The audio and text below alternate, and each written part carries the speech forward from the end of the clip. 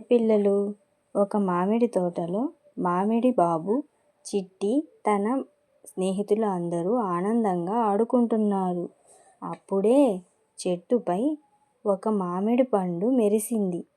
ఇది మామూలు మామిడి పండు కాదు అనుకున్నారు అందరూ. కానీ ఒక్క క్షణంలో ఆ మామిడి కనిపించకుండా పోయింది. ఎక్కడికి వెళ్ళింది అని అందరూ ఆశ్చర్యంతో వెతుకుతూ అటూ ఇటూ తిరుగుతున్నారు.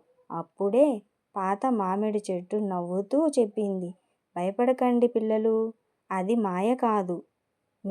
మీరు అందరూ కలిసి ఉంటారా, లేక ఒకరిపై ఒకరు అనుమానం వ్యక్తపరిచి మీ స్నేహం పాడు చేసుకుంటారా అని అనుకున్నాను. అందుకే మిమ్మల్ని పరీక్షించడానికి నేను దాచాను అని చెట్టు చెప్పింది. పిల్లలు, మైత్రి నిజమైన మాయ. ఈ వీడియో నచ్చిందా? అయితే ఇటువంటి వీడియోల కోసం మా ఛానల్ను లైక్ అండ్ సబ్స్క్రైబ్ చేయండి.